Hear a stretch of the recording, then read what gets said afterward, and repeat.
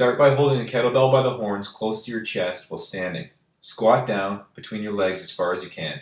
Keep your chest up and your head high, back straight. Pause at the bottom of the movement and return to the starting position.